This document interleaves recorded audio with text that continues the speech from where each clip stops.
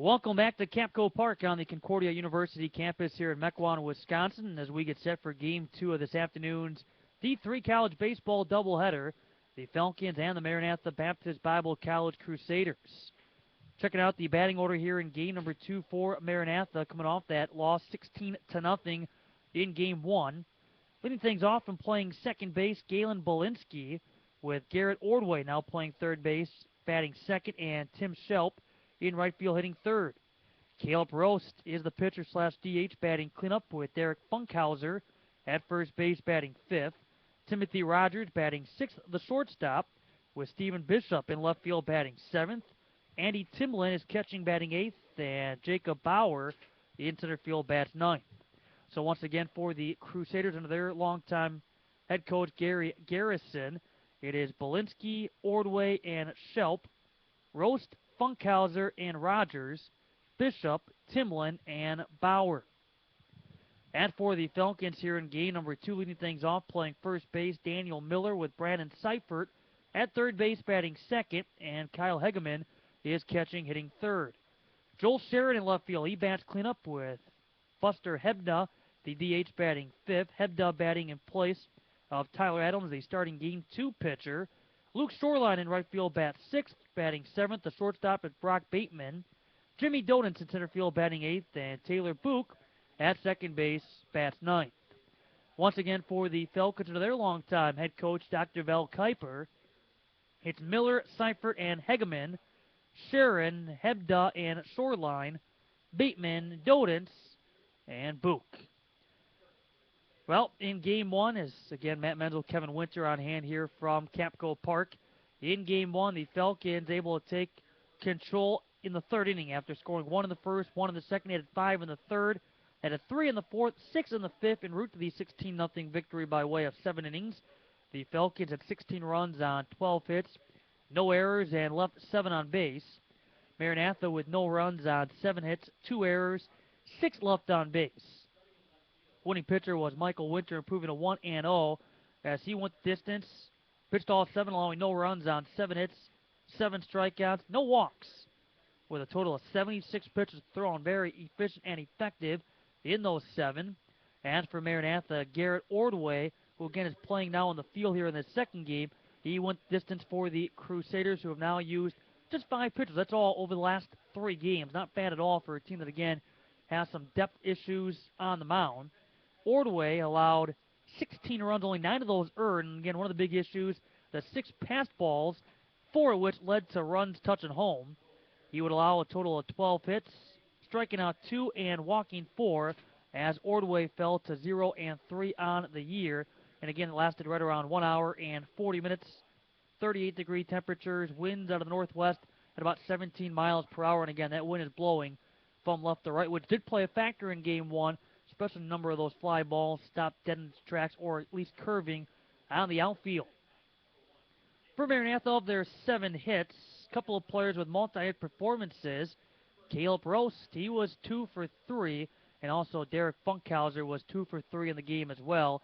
As again, Maranatha would only get to third base on 1 instance. That came in the 6th inning with Tim Shelp stranded 90 feet away. For the Falcons, Daniel Miller, Brandon Seifert, along with Luke Shoreline, all with multi-hit performances, as Miller went 2 for 5 with an RBI, a couple of runs scored. Seifert was 2 for 3 with a couple of runs scored and an RBI. Also, Luke Shoreline was 2 for 3 with 4 runs batted in and an RBI to his credit. Falcons taking to the field their defensive formation. We'll see Joel Sharon, Jimmy Donance, and Luke Shoreline from left to right field. Brandon Seifert, Brock Bateman, Taylor Book, and Daniel Miller from third to first. And again, Kyle Hegeman now behind the plate. He's catching the right-hander, Tyler Adams. Adams, 6'4", a sophomore, 180 pounds out of Kettle Moraine Lutheran. And again, getting the opportunity in this his now 6th appearance, 3rd start. He is 0-2, a 5.09 ERA, and 17 and 2/3 innings pitched. Having allowed 13 runs, 10 of which earned on 23 hits. He has struck out 14, he has walked 7, and the opposition batting .303 against.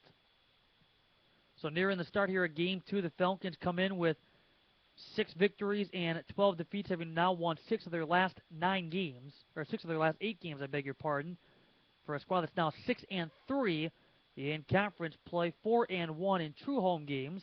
Maranatha now 2-10, 0-7 in league play. They've lost 10 straight overall and 95 consecutive conference games dating back to May 3rd of 2008. The Falcons also a perfect 22-0 against Maranatha dating back to 2000. The umpires for this second game, Steve Liddell now behind home plate, and Chuck Runge now around the bases. Maranatha went with an all right-handed lineup in game number 1. And here in game number 2, leading things off once again will be Galen Belinsky. He'll get into the right batter's box after finishing 1 for 3 in the first game. He would strike out twice. He would single. He was out at second base by way of an inning double play back in the third. First pitch of the ball game is taken inside for ball 1. The first pitch at 2:09. Yeah, good movement though to that first game. The Falcons, as mentioned, able to quickly do their damage, and Winter pitching awfully well in that first game as strike 1 delivered to Belinsky to even things up at 1-1. And again, about an hour, 40 minutes give or take to play a 7 game. As Maranatha now, again, 12 games in, they have not had a game last longer than 7. Ball popped up into foul territory, first base side. Miller looking up with both hands, will put it away, and Belinsky is out number 1. So that's the way the top of the first gets underway here in game number 2.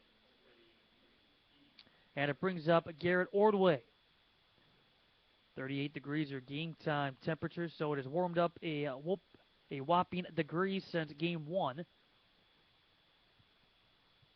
But Ordway into the right batter's box, and the first pitch he sees, he sends a liner, bouncer, foul up that first base right field line.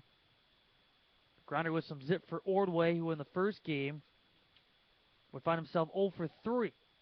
He had 3 ground ball outs, including a double play ball. All 3 instances testing the middle infield. Tapper to second. Book scoops and will throw across the body over to first to retire Ordway. And there are 2 up and 2 down. That brings up Tim Shelp, who has moved over from center to right field. He went 1 for 3 in that first game, had an extra base hit, that being a double in the 6th inning, and was left at third.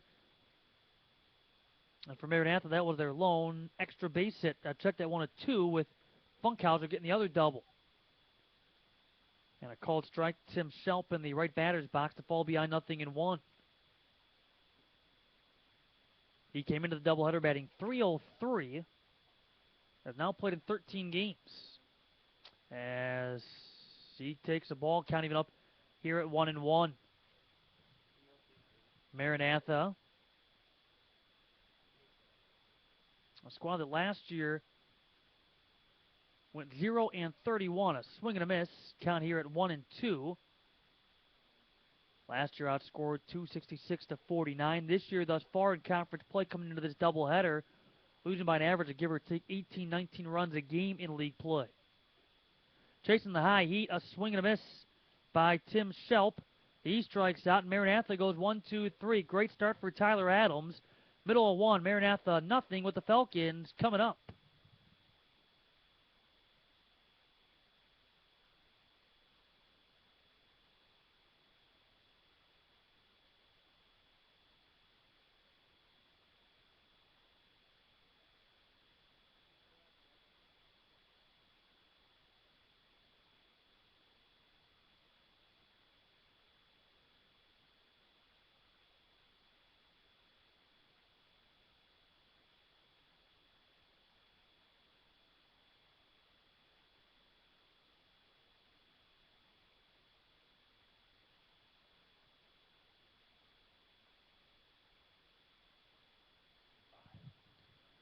To the bottom of the first here in game 2, Maranatha's defense onto the field, and from left to right field, Stephen Bishop, Jacob Bauer, and Tim Shelp.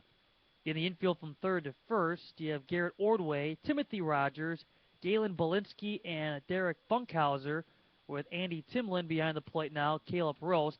Here's the starting right-hander. Roast, 6'3", 175, a sophomore out of Greenville, South Carolina. And so far this season on the hill, 0-2, with this being now his third appearance, third start. He has 2 complete games in his previous 2 appearances. a 21.44 ERA, second highest on the team. In 11 and the third innings pitched, have allowed 30 runs, 27 earned on 24 hits. He has struck out 3, he has walked 15, and the opposition is batting .436 against. Well, as mentioned, Maranatha only having to go to the bullpen once per game yesterday and giving up a combined 50 runs against Marion. In Game 1, went the distance with Garrett Ordway. And Ordway in Game number 1 threw a total of 129 pitches over the course of 6 innings. Well, we'll see what kind of luck Caleb Roast has. And it took the Falcons a little bit to get the offense going, but once they did, again able to score 14 of their 16 runs between the 3rd and 5th innings. So Daniel Miller leading things off for the Falcons. Mentioned in Game number 1, able to pick up a couple of hits, including the RBI double, part of a 6-run, 11-batter 5th inning. Into the right batter's box for the Falcons. And Rose, with his first offer here in the bottom of the 1st, is smacked to left for a base hit. So the very first pitch that Daniel Miller sees, he picks up his 3rd hit on the day, and now that his 6th at bat, and it brings up the 3rd baseman Brandon Seifert. Seifert in Game number 1, he would score twice, picking up a couple of singles plus an RBI, and was hit by a pitch, finding ways on. Throw to first, and head first back into the first base bag is Daniel Miller. Falcons successful in the stolen base department in that first game.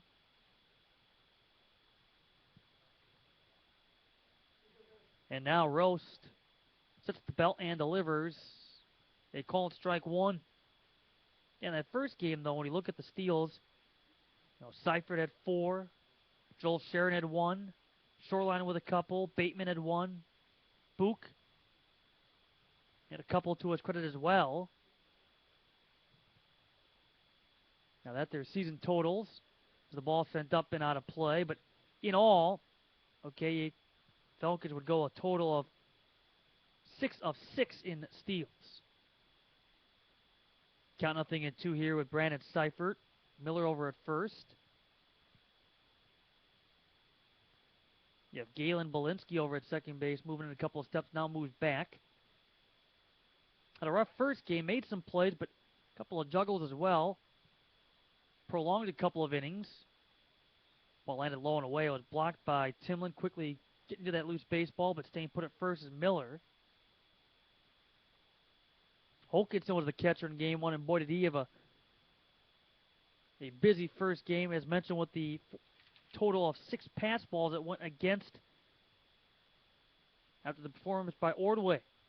Holding up the Seifert on the ball, landing low and inside, taking off for second base, and doing so standing is Daniel Miller. Count here at 2 balls, 2 strikes on the Falcon third baseman.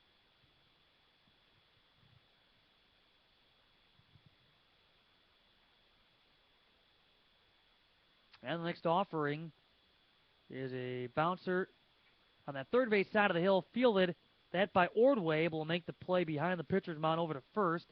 Seifert retired on the 5-3 ground out. To third base goes Daniel Miller. 1 down for Kyle Hegeman. Batting for the first time on the day after the Falcons going to the bench numerous times in the first game. Number of pinch hitters and pinch runners in that first game utilized. But now an opportunity for Hegeman, who comes in batting .227, this being his 14th game appearance. On the lefty, sends it back off the netting of the backstop to fall behind 0-1. So far 10 for 44, 11 RBIs to his credit. He came into the day 1 of 5 with 10-plus runs batted in. The 0-1 on the outside for a ball, and the count even up.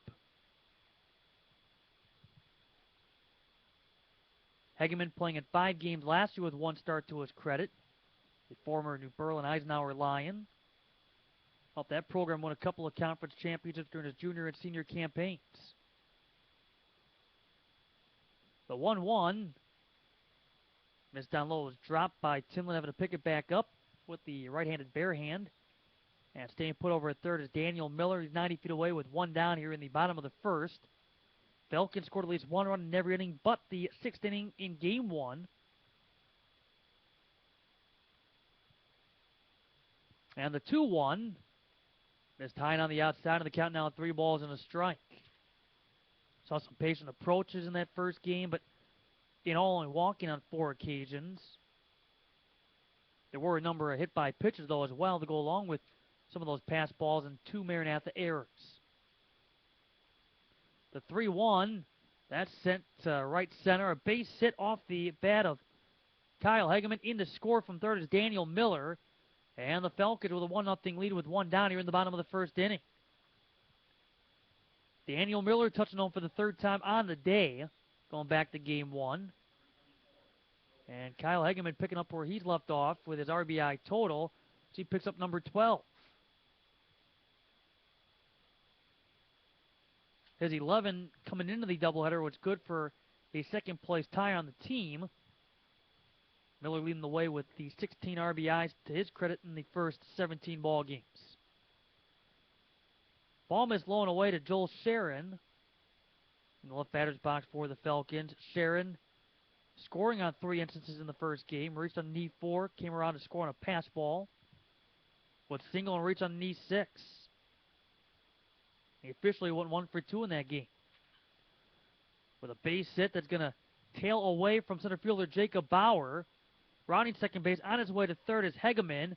And back to first base goes Joel Sheridan with a 1-out single. So Kyle Hegeman to third base. Runners at the corner with 1 down. And it brings up Buster Hebda, the DH.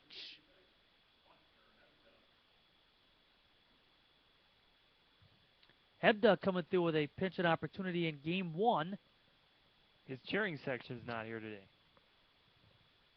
Usually his brother leads the charge with a flag on a hockey stick and jumping around going crazy. Well, there goes the runner as Hebda takes strike 1. Phil came simply right back to Caleb Roast and taking second base, Joel Sharon. Hebda got that 1 at bat in the first game, but he flew out to the outfield.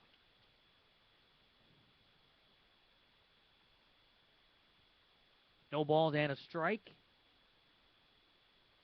And a ball missing down low and on the outside. To see the count even at a ball and a strike with Sharon at second base. Hegeman over at third. Now there are a few more in that game 1 fan-wise, but some leaving Capco Park. Temperatures, as mentioned, not getting out of the 30s. That wind cooling things way off.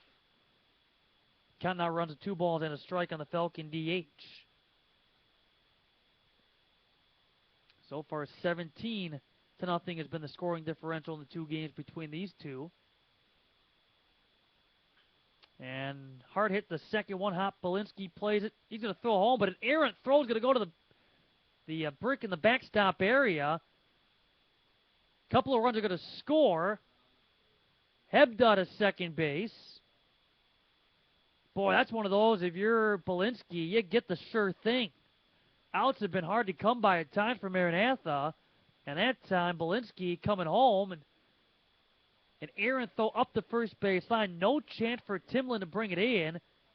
Scoring is Hegeman. Scoring is Sharon. And the Falcons lead 3-0 with 1 down.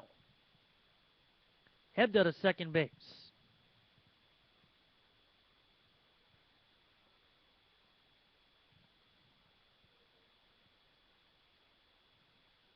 Luke Shoreline in the left batter's box now for Concordia, the right fielder. 3 runs on 3 hits thus far. He'll take a ball down low from Caleb Roast.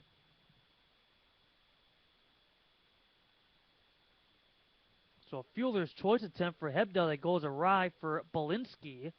So he came home. But an E4 allowing a couple of runs to come in and touch home. Count now at 2 balls and no strikes to Shoreline. You would just think, though, in a game like this, okay, fine, you give up the run, trade the run for the out, you'd be down a couple. You have 2 outs on the scoreboard. But going home that time. Ball that bounces away from Timlin. And the count here at 3 balls, no strikes. Sometimes in the heat of the moment, competitive juices get flowing, and things like that are going to happen. Unfortunately for Maranatha's sake, that kind of stuff has been happening too often. Next offering is a ball, so 4 consecutive pitches to see Shoreline draw the walk. Trying to some way, somehow snap this 95-game conference losing streak. They have 2 wins all time in NAC history, 2 in 135 coming into this second game. They beat Lakeland back in 07. They beat Wisconsin Lutheran in 08. So first and second with 1 down, already 3 on the board.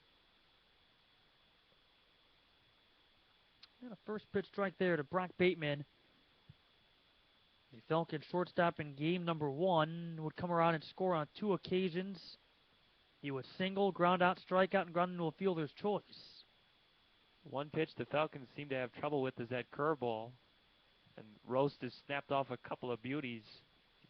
Threw on to Bateman that froze him there. Fouls off the next offering toward the first base out in that backstop area. The count goes to 0-2. And now Caleb Roast back to the rubber. It's been a rough first inning thus far that has seen now 7 come to the plate. And the ball upstairs runs the count to 1-2. We were talking about this a little bit in game 1. When you look at the way things were expected to play out in the preseason based on season previews, Belinsky was not listed as the team's second baseman. He's been there all day today. Here's the 1-2. Inside skips off the glove of Timlin, but runners stay put. Hebda over at second and Shoreline at first. But they're also expecting Tim Shelp to be your first baseman, and he's been in the outfield all day. 2 balls, 2 strikes.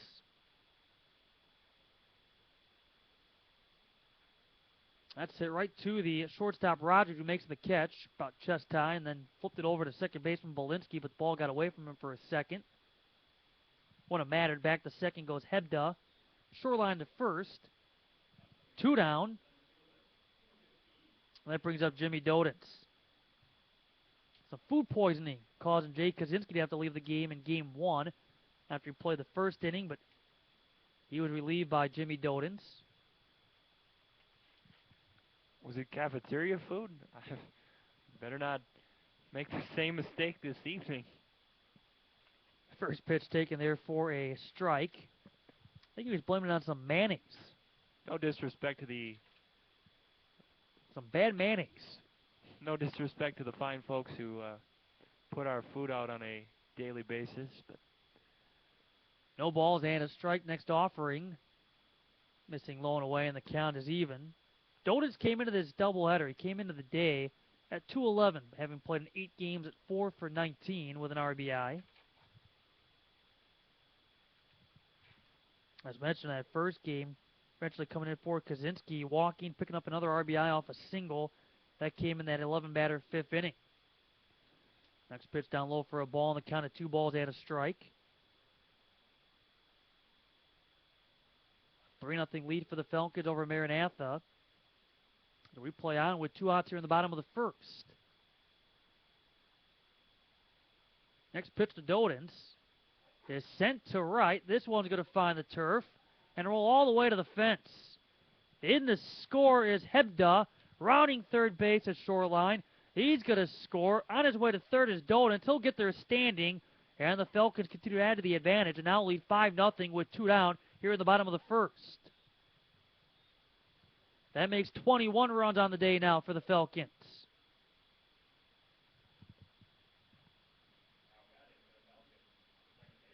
So Jimmy Dodens, a couple of quality hits in this doubleheader, credited with the 2 RBI triple, and Taylor Book the batter. So 2 more RBIs. Dodens Again, came in today with 1. He has 3 on the day as Book takes ball 1. Hebda and Shoreline all the way from first able to score, and Dodens got the third standing. Ball that lands low and away, and the count here at 2 balls, no strikes to the 9th batter of the first. I mentioned the Falcons did bat through their order on 1 instance in the first game. All 9 came to the plate as well in the third. They went 11 to the plate in the 5th. Taken strike by the Falcons' second baseman, runs the count now to 2-1. He in the first game had an RBI single, which came in the 3rd inning. Came around to score once. Hit by a pitch and would walk. Takes strike 2 in the count, even up here at 2-2. And he officially went 1 for 2 in that first game. 90 feet away is Dodens. The 2-2. High and away for ball 3.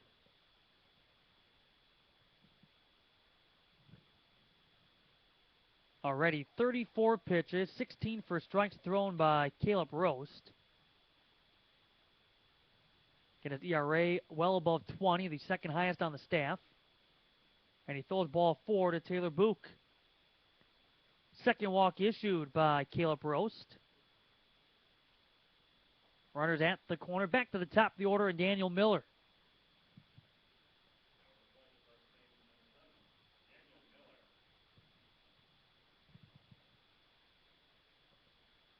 He would single way back win. Coming around and scoring the team's first run off the RBI hit by Kyle Hegeman.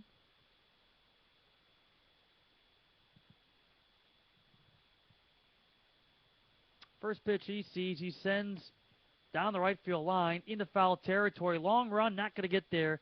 Belinsky, the second baseman, came charging in, but a couple of steps away from where that ball landed.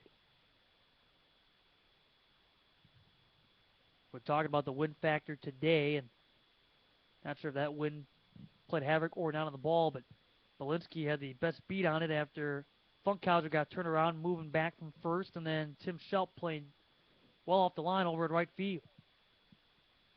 We had a gust there for a moment where Caleb Roast, as he's standing there on the mound, his pants are flailing in the wind.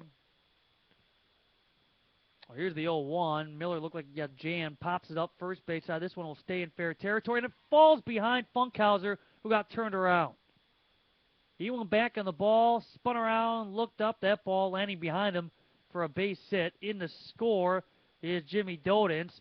Book to third. Miller down with a couple of hits in the inning, and the Falcons now lead 6-0. There's another situation where the wind is just, every pop-up is going to be an adventure this afternoon, and unfortunately for Maranatha, happened again. Boy, it seems like a couple of times now they should have had that third out or at least another out. Had that fielder's choice attempt that went awry. For the lone error so far of the game. Ball 1 delivered here to Brandon Seifert. Well, it's getting turned around, though, with Funkhauser. It looked like he had a beat on it, no problem, no sweat, and next thing you know, that ball landed. Ball and no strikes. Up and in, and it grazed the jersey of Brandon Seifert, hit by the pitch. And so the Falcons have the bases loaded with 2 down, and Kyle Hegeman the batter.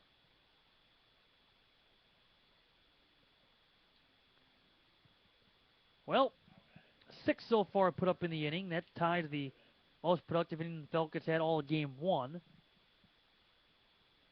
Yesterday, Marion had a 15-run second against Maranatha. That was in game 1.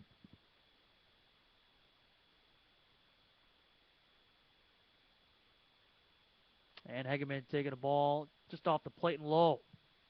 We mentioned back in game 1 that meeting back in 2005 that would see the two teams battle to a 26-16 final in which Maranatha had a 14-run inning and the Falcons came back with a 13 spot of their own. Ball high and away.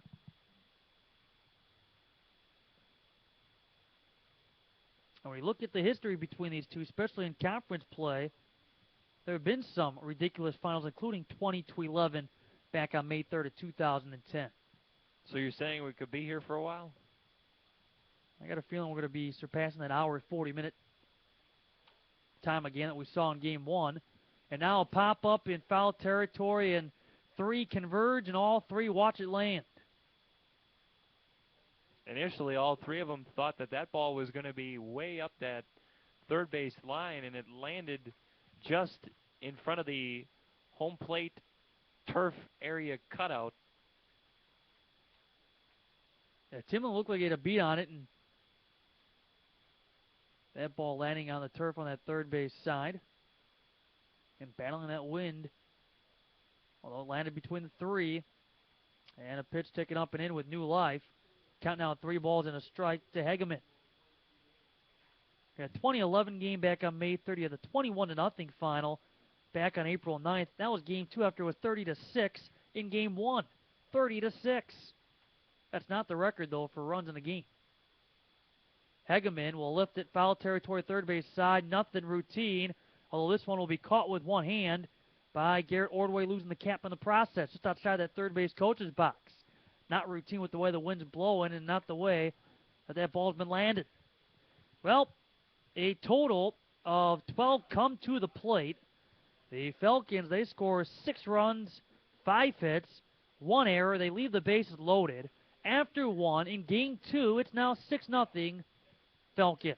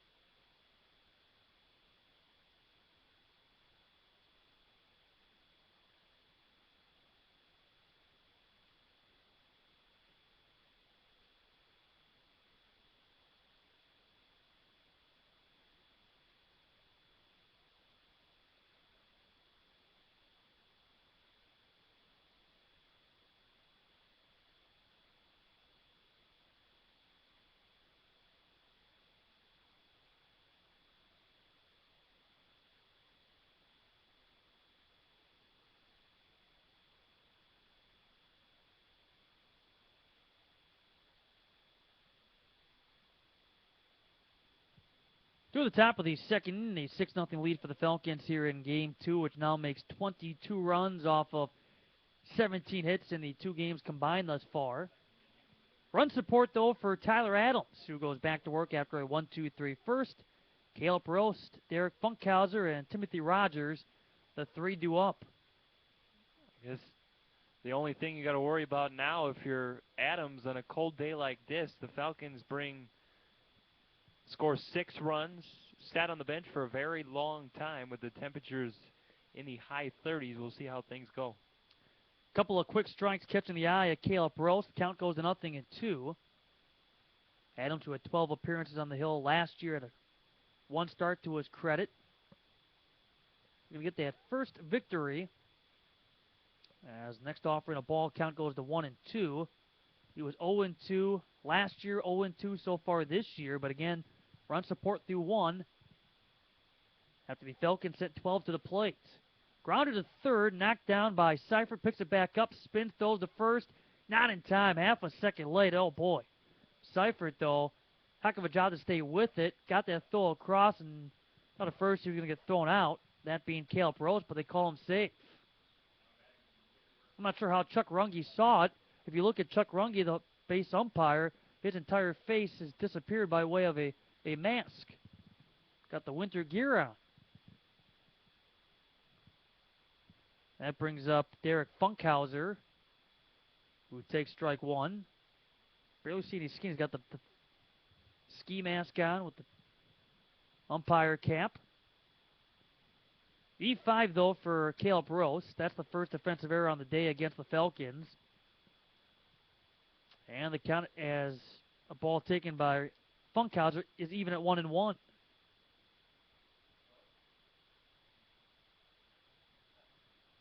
Funkhauser in the right batter's box. In the first game, he batted 8th. He has moved up the number 5 spot. Slow bouncer to third. Seifert throws to second for 1. Book's relay on the stretch by Miller in time. A 5-4-3 double play. Slowly hit to third, but Seifert able to get there, threw to Taylor Book, who even hopped off that second base back to get the throw over to first without making contact with Caleb Roast. And the stretch by Miller in time to retire the Crusader first baseman. That's the second DP that's been turned by the Falcon D. As strike 1 delivered, Timothy Rogers. Old saying comes true. Seifert bobbled the ball the previous play, but the ball will find you more often than not, and Seifert able to come back and make a good play there. Fly ball here to right. Shoreline goes back, turns, and makes the catch. He was on his side and turned with his back to the fence, looked up, brought it in, and Rogers, he is out number 3. No runs, no hits, 1 error, nobody left on. Middle of 2, it's 6-0 Concordia.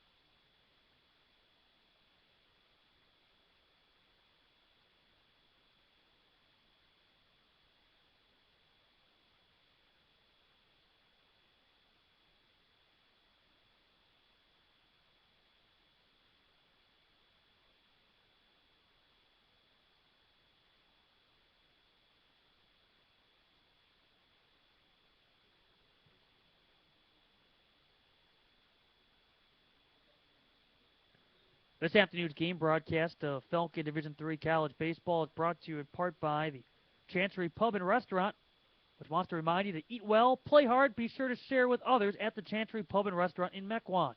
Call the Chancery Pub and Restaurant at 262-241-3450. That's 262-241-3450. Eat well, play hard at the Chancery. 6-0 in favor of the Falcons as we move to the bottom of the second in game number 2. Matt Menzel and Kevin Winter on hand from Capco Park. McCole, it's been windy, but it's been dry. Rest of the forecast for the week, not so the case, but we'll see what takes place. Falcons are expected to play here against Lakeland tomorrow, although that will be a home game for the Fish, the Muskies. They'll be the home team. So here in the bottom of the second, Joel Sharon leads things off against Caleb Roast. And the first pitch he sends right to the glove, Funkhauser. He lifted the glove up and brings it in on the liner. There's 1 up and 1 down. Hard hit, but 2 Funkhauser, and Sharon on the first pitch retired. That brings Buster Hebda, who got into a fielder's choice, yet it turned into a E4, allowing 2 runs to score. Hebda would also touch home later on in the 12-batter frame. And the first pitch he sees, 1 hops under the glove of Bolinski and into right field.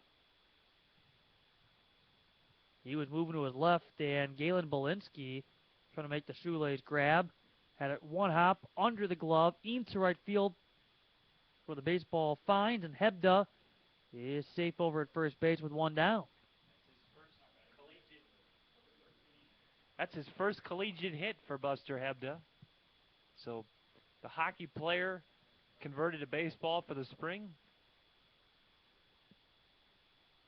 And somewhere, as you said, that hockey stick swinging, celebration. The Hebda's hit, and now Luke Shoreline, he's the batter. Hit 6 now for the Falcons, and creeping in from third was Ordway, anticipating the bunt, but now he goes back to regular positioning. I don't see Jake anywhere here right now, so Jake, if you're listening, you missed it. Oh, strike taken by Shoreline, a co-flyweight conference player of the year back in 2012 during his time with Kettle Moraine Lutheran. Already a strong performance for the Thiendville native. And the 0-1 runner goes bunted, but foul. Going to take a couple of bounces toward the Maranatha third base dugout. Yeah, but a great stretch in here with Falcons, again, making the most of it. Coming in at 6-3 in league play. Having won 6 of your last 8 after the 0-10 start, and taking the most of what is a current stretch of 18 consecutive here in Mequon. These being games 9 and 10 of that stretch. Again, barring any changes to the schedule based on Mother Nature this week. Comebacker deflected off the glove of Roast. Fielded by the shortstop. Rogers throws across. On the go and makes the play over at first to retire Luke Shoreline. Safe at second base, Buster Hebda. But he 1-6-3 after Roast deflected it. Yet Rogers sticking with it and makes the play. 1-6-3 on the putout. 2 down for Brock Bateman. Hebda over at second base.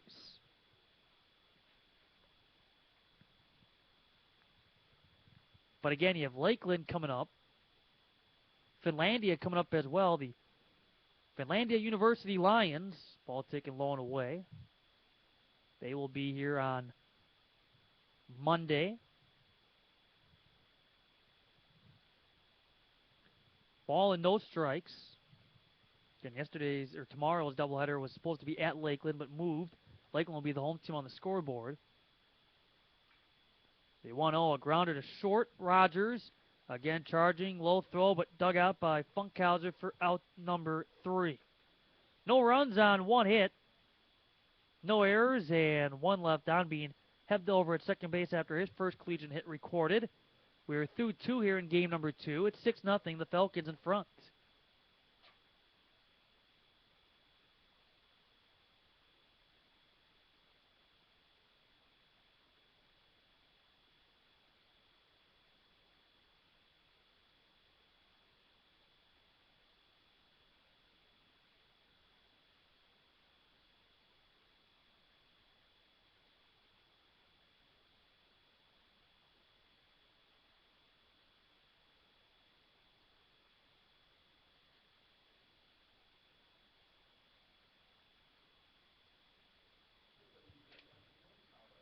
This afternoon's game broadcast of Falcon Baseball is brought to you in part by Personalized Travel and Tours.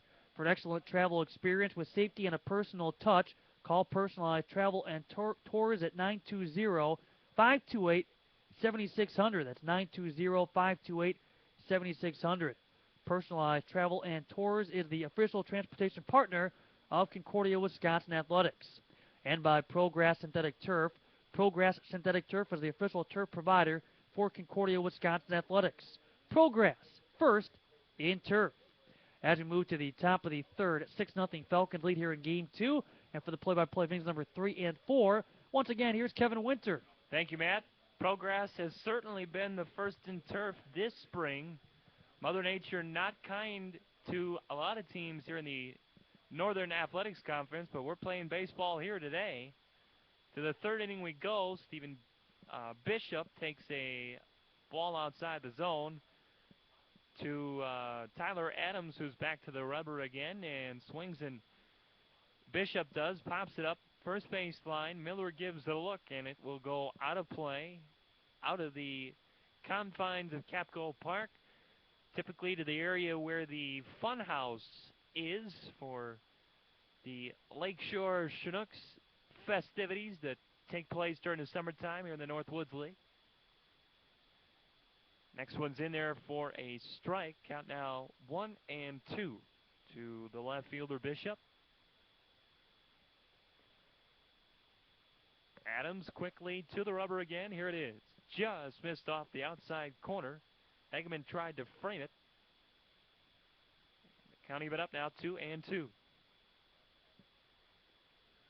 Jersey rustling for Adams as he gets the ball back and fires. Swing and a miss. There's a punch out for Adams as Bishop is retired by way of the swinging strikeout. And the third inning starts well for Tyler Adams.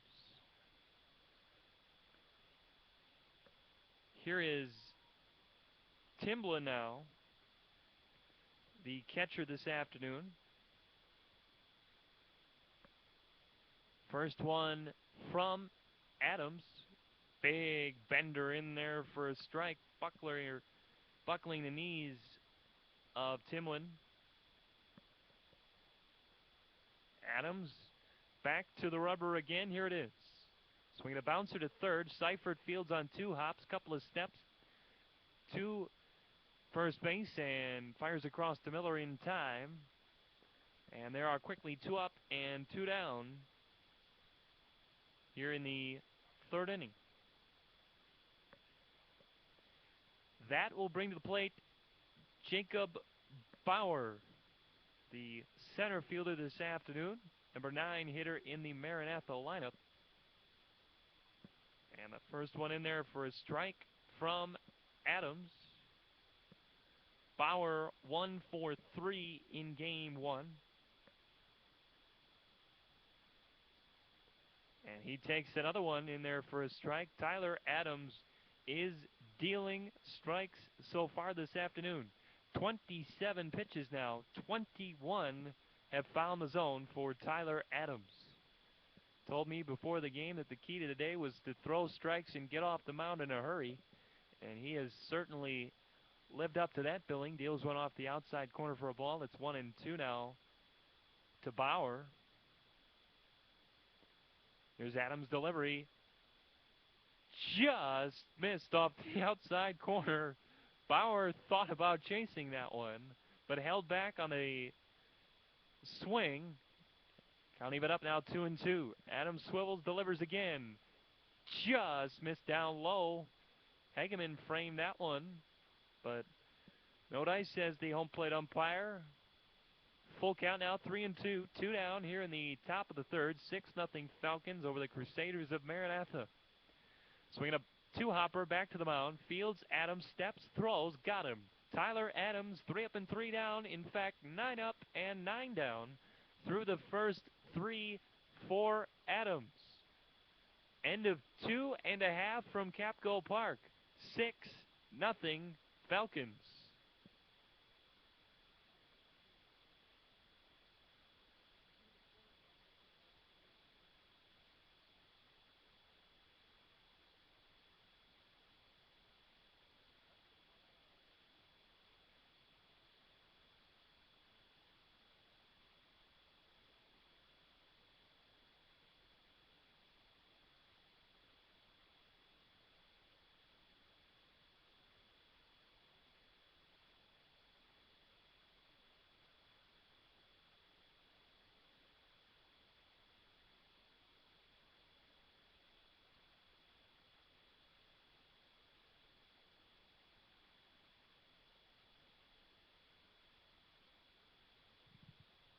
Tonight's game broadcast of Falcon Baseball is brought to you in part by a Brandevin Company, ABC, the official clothing and apparel partner of Concordia, Wisconsin Athletics. ABC provides promotional products that work for their customers. Not just how many they can afford, but what works for them. Execution makes the difference at ABC, and that's what makes them stand out. For more information about ABC, click on their logo at cuwfalcons.com. Whoa, nobody home at second base. That throw from Timlin, the catcher, to start the inning off, flies into center field, nobody home. That's what happens when he's trying to throw it down just to, again, wrap up the practice pitches. Nobody was ready for it. I want to correct something I said at the end of the last inning. Tyler Adams has faced a minimum 9 up and 9 down. There was a base runner, reached on an error. Roast did, but he was retired on a round-the-horn double play. So to the bottom of the 3rd inning we go now. Jimmy Doden, already 1 for 1 today. Had a couple of RBIs. And he takes a slow bender in there for a strike. Count even up now at 1-1.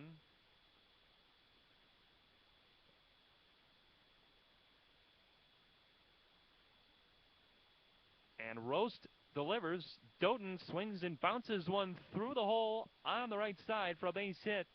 Belinsky tried to dive to get that one, but just out of his reach that time, and Dodens is 2 for 2. 3-bagger and a single. And here is Taylor Book.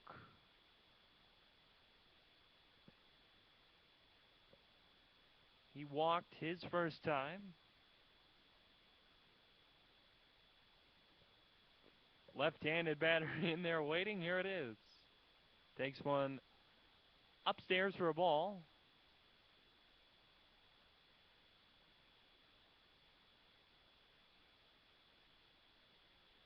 Book's got that average just above the Mendoza line at 216, but that on-base percentage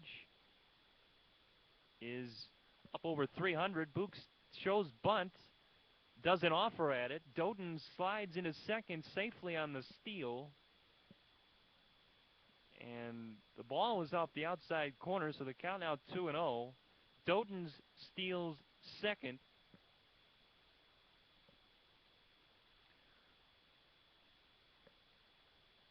And Book with a runner in scoring position now, ahead in the count 2-0. Here it is.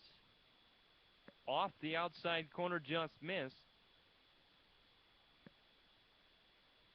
And for Doden's in that ball game, he was not part of the barrage that was stolen bases in game 1. Picks up one there as Book takes one in there for a strike. Count now 3-1 to the Falcon second baseman.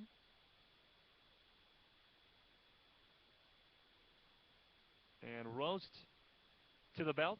Swinging a foul back to the screen for Taylor Book. He stays alive.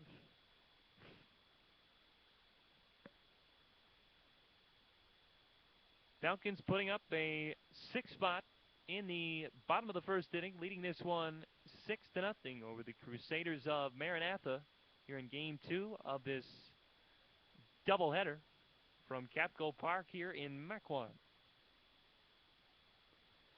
Doden's dancing off of that bag at second. Book swings, flares one toward left. That'll be a base hit past the dive of Rogers.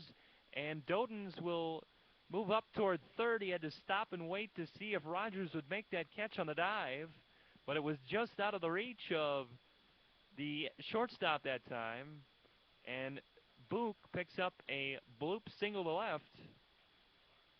And the runners are at the corners now for, as we go back to the top of the order in Miller.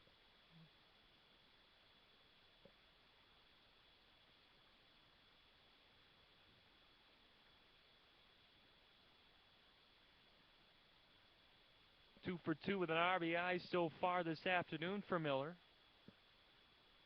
And he takes one on the outside corner. Good pitch by Roast that time.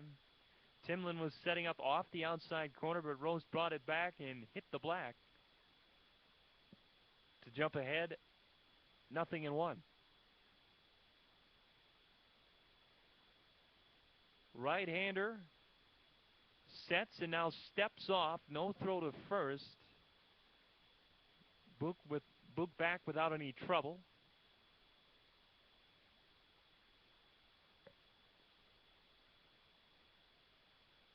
Here's the offering from Roast. Instead, a throwback to first. Book a couple of steps further off the bag that time. Had a dive back in, but no tag applied by Funkhauser over there at first base.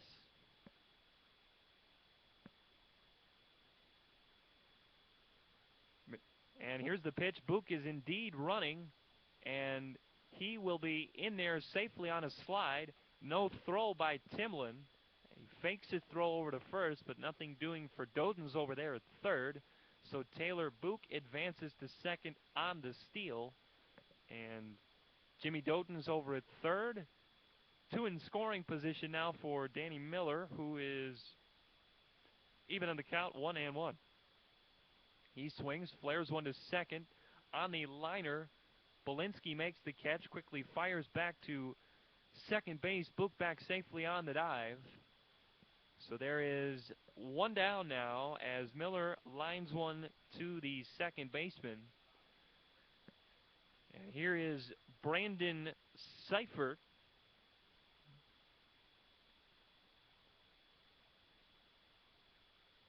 0 for 1 was hit by a pitch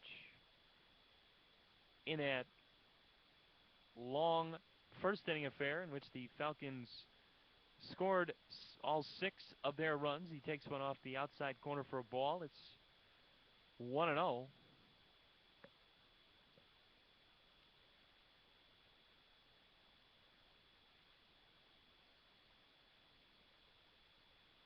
Here's the pitch, a big bender in there for a strike. A good pitch off the inside corner. Throws Seifert for a bit, kind of backed up out of the batter's box on that one. Counting it up now 1-1. And now Roast steps off, takes a few steps towards second, but nobody covering out there. Book just walking around, dancing. Now Belinsky will take a few steps toward the bag at second. Now back off. Here's the pitch. Swinging a bouncer. Speared by Roast. The pitcher fires to first for the out. Book making his way to third. He'll get in there safely. Doden scores on the 1-3 putout. So Doden scores. Book to third. And that will bring to the plate Kyle Hegman. Falcons now lead it 7-0 here in the bottom of the third. 2 down for the Falcon catcher here in game 2. He swings, bounces one towards second, and making the play is Belinsky. And the inning is through. But for the Falcons, 1 run on 2 hits, no errors, and 1 left. As we've played 3 from Capco Park, 7-0 Falcons on the Concordia Sports Network.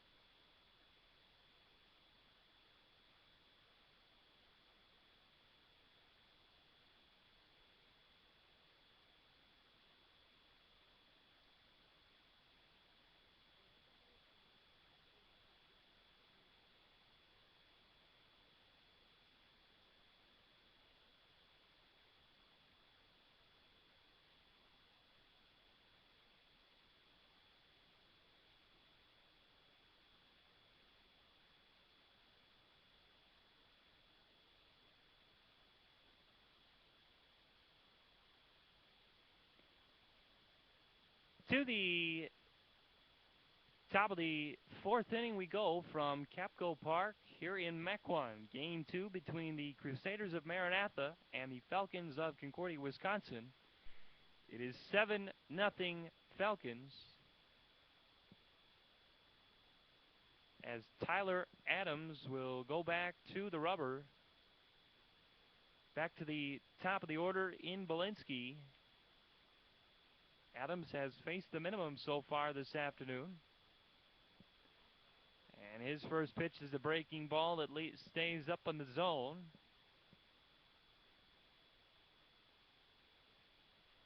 Right-hander quickly delivers again, swinging a liner toward short, base hit, and there goes the no-no.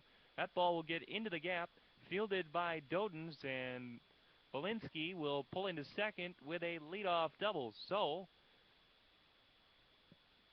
Maranatha had 1 base runner in the second inning thanks to an error. He was erased on a double play, but the first hit of the afternoon by Belinsky is of the 2-base variety. And now here is Ortway as he's showing bunt, pulls back and swings and ropes it foul out of play, right field side.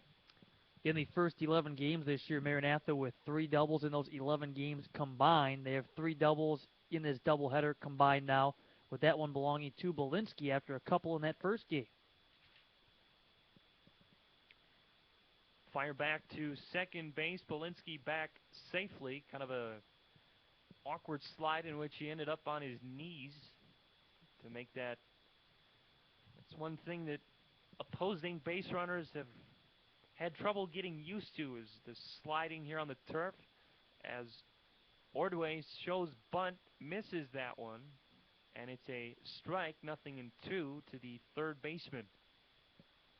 The all-turf infield here at Capco Park. The only thing that's not turf, in fact, is the pitcher's mound. Often an adjustment. Swinging a bouncer back up the middle, fielded by Bateman at short. He'll fire across the first, not in time. And Ordway delivers on a single as he beats out the infield bouncer, and the runners are now at the corners. Still nobody out, and here is Tim Schelp, struck out his first time. But now with an opportunity to dip into this Falcon lead. He takes one off the outside corner for a strike. Good pitch by Adams that time.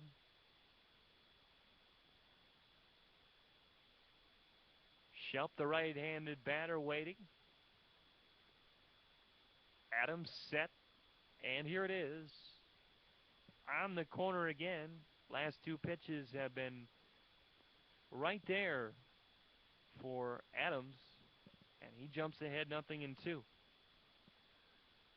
Runners are at the corner, still nobody out. First two have reached here in the top of the fourth inning. Swing and a miss.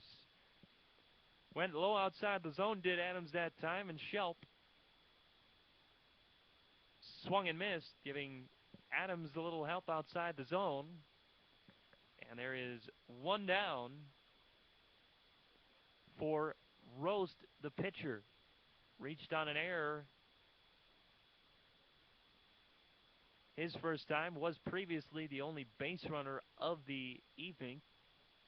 Takes a strike off the outside corner. Here's Adams, 0-1 delivery. With a runner going now, he stops. That's a ball. Ordway took a 5 or 6 steps toward second base, stopped. Hageman jumped out of his crouch, no throw. And the next one from Adams is down outside the zone, stopped backhanded by Hageman as he had to reach across into the left-handed batter's box to get that one. Ordway getting his lead, now takes, and there's a swing and a base hit back through the left side of the infield, and Roast delivers the RBI. And for Maranatha, that is hit number 3 here in the inning. It is now 7-1. Falcons lead it. Still only one down for Funkhauser, the first baseman. Grounded into a 5-4-3 double play his last time.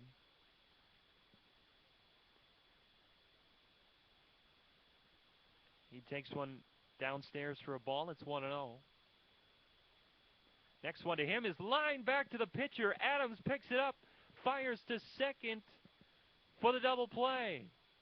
A liner comebacker to Adams that he speared, and Ordway thought that ball was going to go right back through the middle, was way off the bag at second, and Adams doubles him off to end the inning. So, for Maranatha, 1 run on 3 hits. The inning started out promising, but they end up only scoring 1 and leaving a runner. So, we go to the bottom of the 4th. It's now 7-1 Concordia.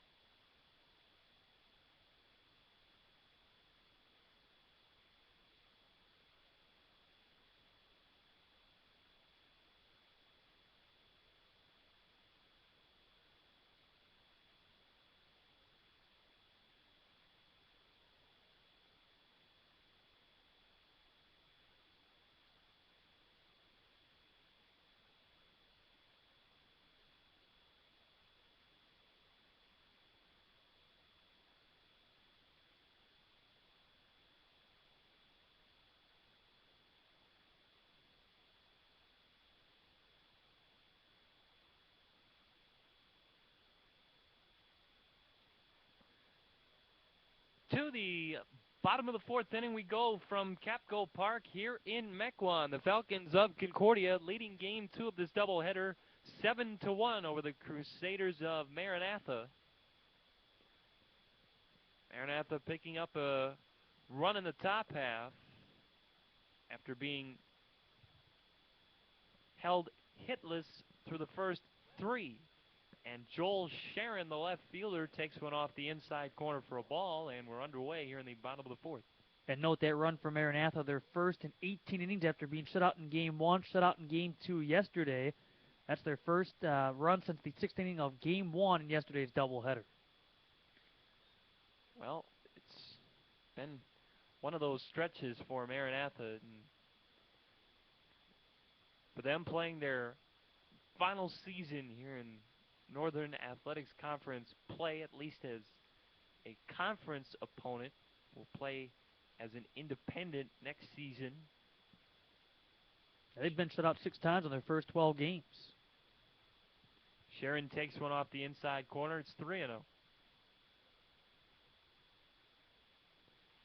And a 4-pitch walk, as that one is off the inside corner for a ball for Joel Sharon. And Buster Hebda will come to the plate.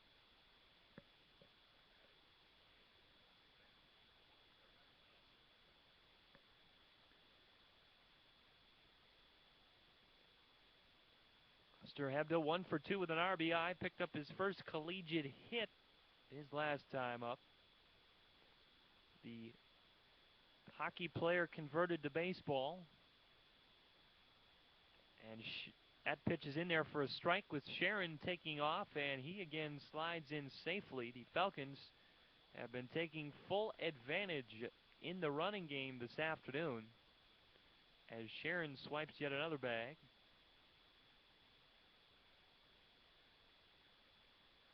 Hebda did take a strike, however, so it's 0-1.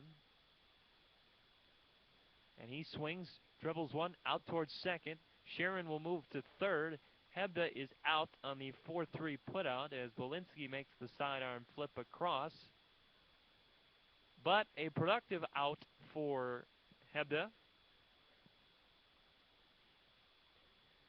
And that will bring to the plate Luke Shoreline with a runner at third and 1 down. Shoreline 0 for 1 with a walk today. And he takes the first one off the inside corner for a ball. It's 1-0. For the Falcons, 7 runs on 8 hits, 1 error. For Maranatha, 1 run, 3 hits, 1 error as we play the bottom of the fourth from Capco Park. Swinging a roller, first base side, speared by Funkhauser. And the play will be made, but Sharon will come in to score. So an RBI ground out for Shoreline, and it is now 8-1 Falcons as Funkhauser was able to take that one unassisted to the bag. But Brock Bateman now will be the hitter. And he takes one off the inside corner for a ball. Bateman 0 for 2 here in game 2. Hit a couple of hard ground ball. Hit a hard liner to short his first time. Grounded to short his second time. And he takes one off the inside corner for a ball. It's 2-0 to the Falcon shortstop. And that one is way high as Timlin had to go up the ladder to get that one. Came out of his crouch. And it is 3-0 now to Bateman.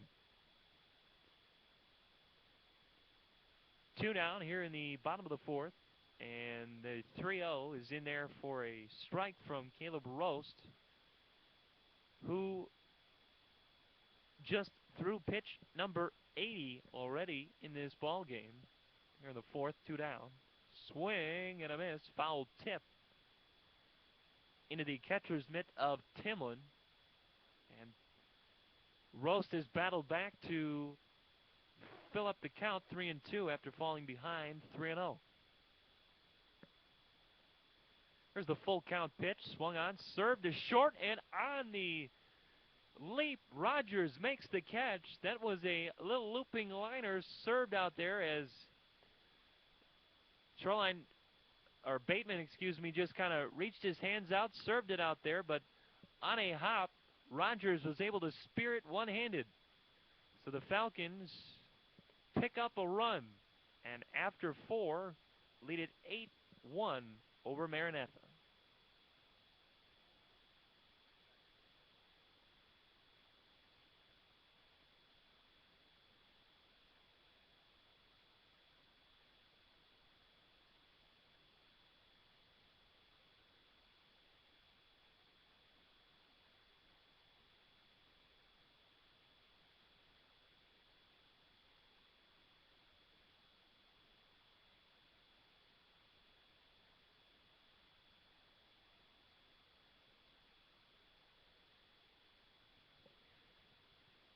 To the top of the 5th inning we go with the Falcons leading 8-1 over Maranatha.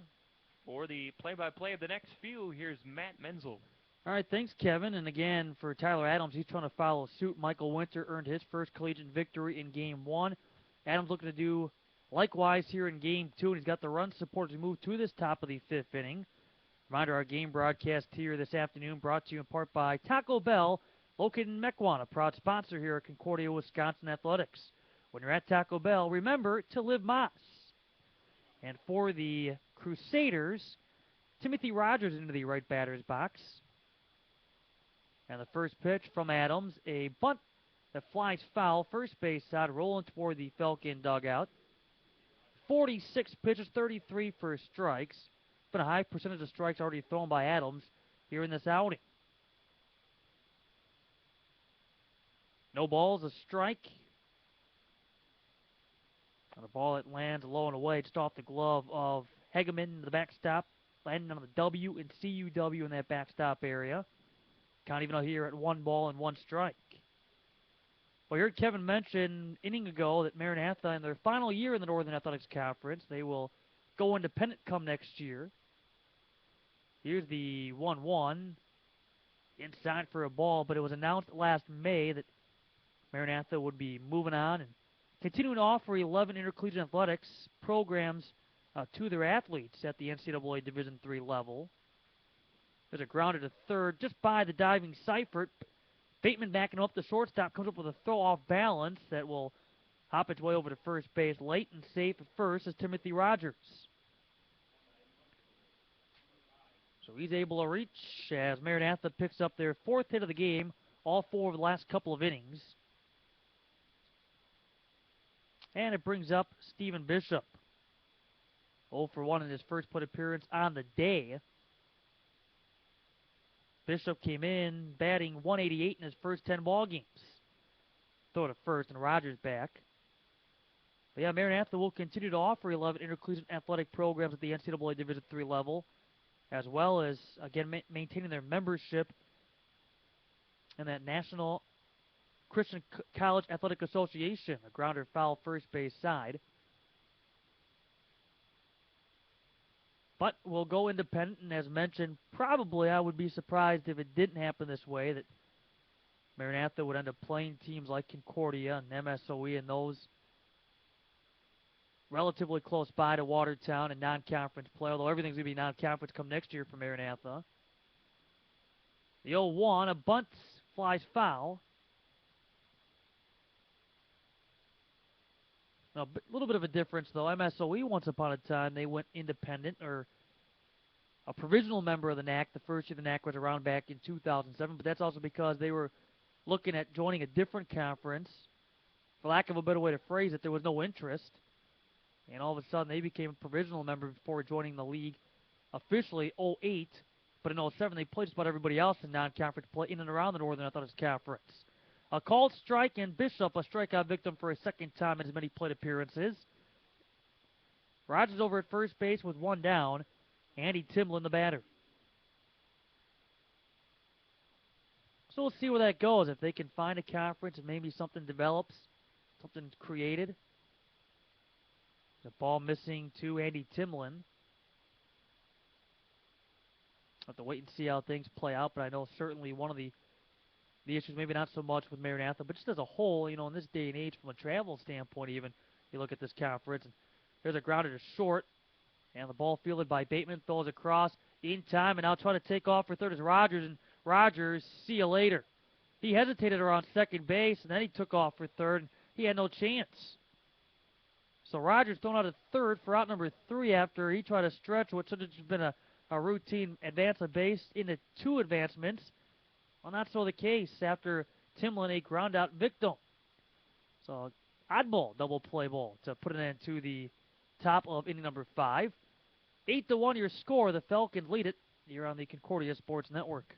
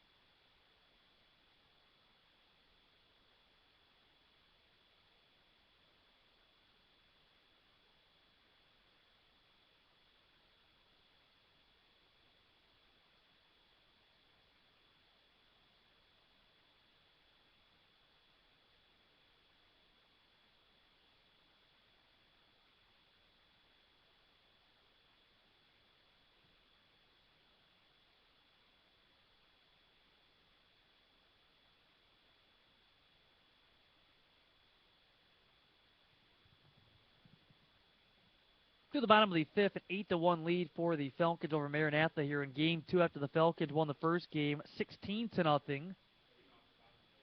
Back to work goes Caleb Roast with Jimmy Dodens, Taylor Book, and Daniel Miller, the 3 due up. On occasion, though, we were talking last half inning about the conference, its current situation. Great competitive conference top to bottom when you look at some of the quality of conference foes you have down in the land of Lincoln, of course, here in Wisconsin with the Falcons and the Muskies and their rivalry in past years, and Wisconsin Lutheran and whatnot. In other sports outside of just baseball as well, as ball 1 taken here by Jimmy Dodens. But then on the other side, what is the conference going to do? Is Maranatha going to leave the conference and then add another team?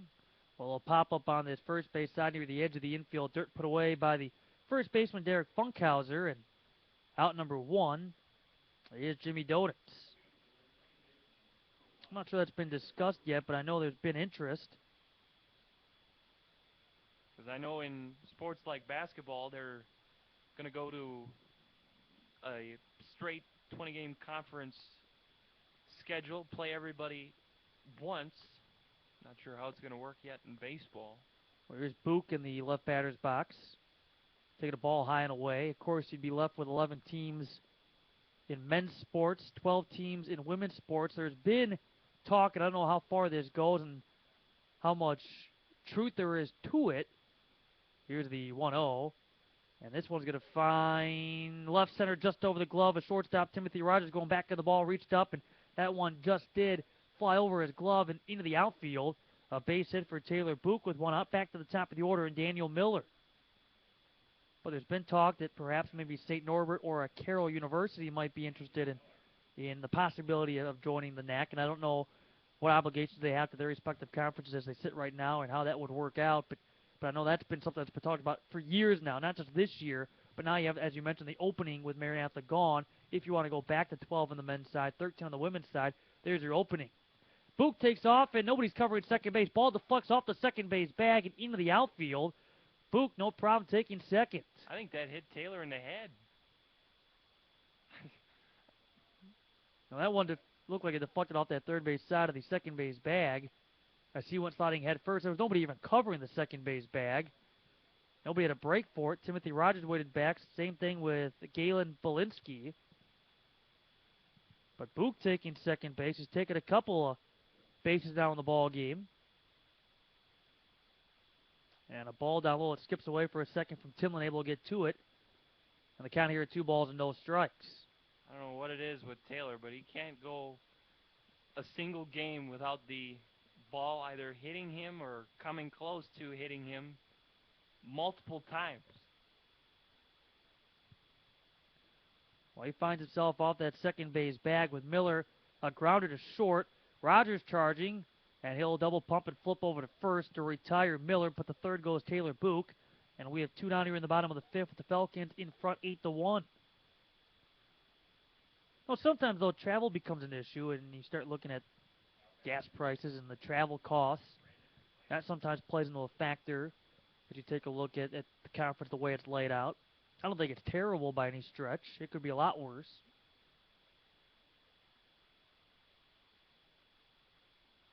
As a ball taken down low here with Brandon Seifert, but certainly if you're going to make a move, it has to make sense. You can't just add a team for the sake of adding. But I think those two you just mentioned would... Oh, they make a lot of sense. A lot of sense. Ball and no strikes. That misses down low.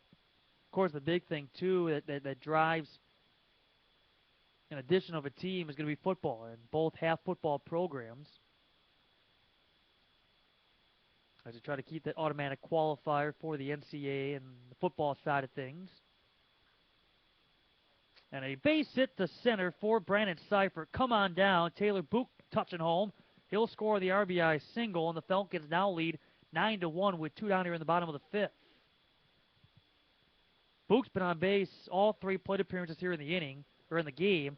That's the first time he's been able to touch home here in this second game. He's been also close the previous 2 times, being left at third. That's now the second time that he has scored on the day overall. And Seifert picking up his second RBI of this second game. That brings up Kyle Hegeman, who has an RBI to his credit.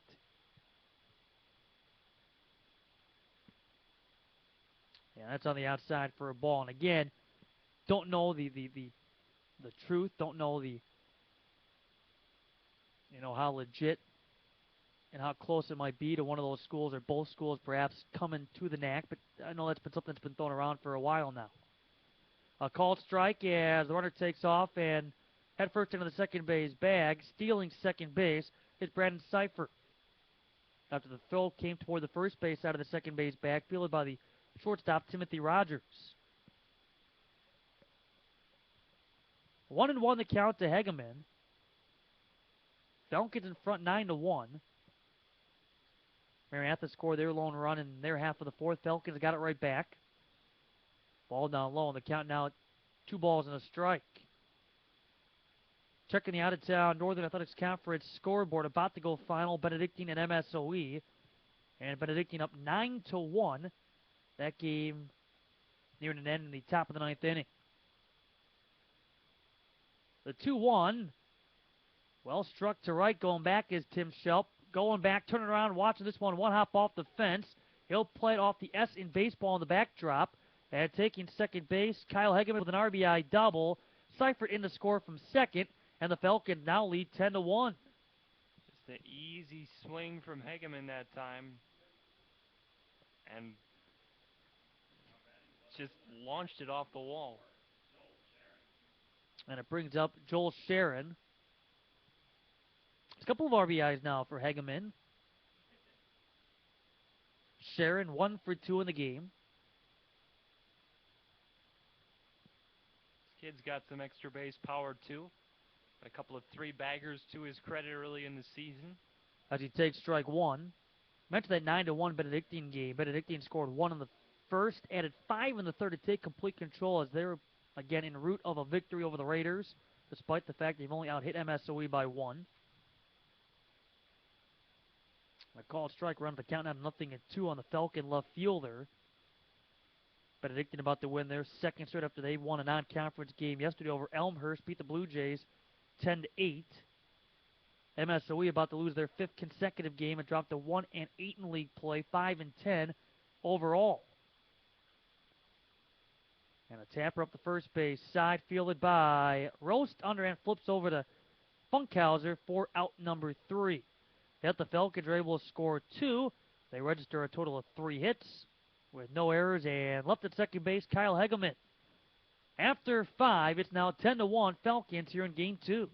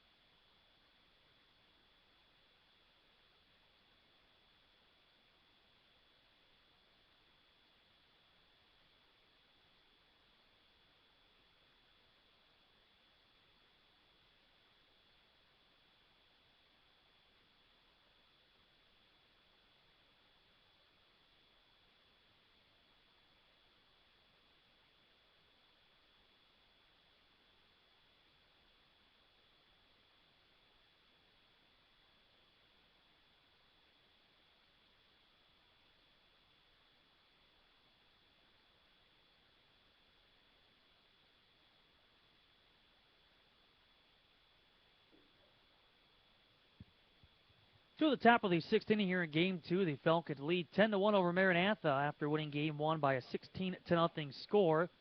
New pitcher is Eli Riddle. He's 6'3", 200 pounds, a freshman right-hander out of Michigan, relieving Tyler Adams, who went 5 strong, allowing 1 run that was earned on 4 hits, 4 strikeouts, and no walks. For Riddle, this being his 3rd appearance, no record, no ERA, and 1 in the 3rd innings pitched, having allowed no runs, no hits, 1 strikeout, couple of walks, and the opposition 0-0 against. He was one of 3 pitchers utilized on Sunday in Game 2 against MSOE. He pitched 1 inning, no runs, no hits, 1 strikeout, no walks. He threw 13 pitches, 8 of which for strikes. He faces the 9-1 and 2 hitters in the Maranatha lineup, with Falcons up 10-1. And the first pitch from Bauer to third, Seifert across from third to first, and a 5-3 putout retires Jacob Bauer. Well, we saw back in that 5th inning, the top of the 5th inning by way of an oddball double play in which it went 6-3-5 for outs 2 and 3 after Timlin grounded out to short, but Rogers, who was at first base, went to second, tried to advance to third, and was thrown out on the throw that came across from Miller over to Seifert. So back to the top of the order, and Belinsky. First pitch he sees, again, he turns and sends it foul off the fence next to the empty Maranatha bullpen in left field. Twice now we've seen Maranatha on the first 2 pitches thrown by Riddle. Turn and send it to third, or in this case left. The 0-1. Missed down low in the count, even up at 1 ball, 1 strike. No, Benedictine, that game has gone final. 9-1 is in fact the final score. Only one other final is in the book. We'll get to that in a minute. At least that's public. Here's the 1-1, and Belinsky taking strike 2. Going final down in River Forest, Illinois. The all-River Forest battle between neighbors, Dominican and Concordia, Chicago, separated by 1 block, or a street. Concordia, Chicago won the first game 10-0 and 7. Grounded to third, stage fair. Backhand stab by Seifert, throws across on the mark. Shoulder high on the glove side of Miller on that left side. And back-to-back 5-3 putouts to start this top of the 6th inning. So 2 down for Garrett Ordway, who is 1 for 2. So with that win, Concordia Chicago has now won 7 consecutive, the hottest team in the Northern Athletics Conference. They improved to 7-2 in league play, 17-3 overall. First pitch to Ordway. He'll send a liner. It's going to be caught. Daniel Miller able to glove it. About shoulder high, and Maranatha goes 1-2-3. How about Eli Riddle? He comes in and bing, bang, boom. 1-2-3 go the Crusaders. Middle of 6, 10-1 Falcons.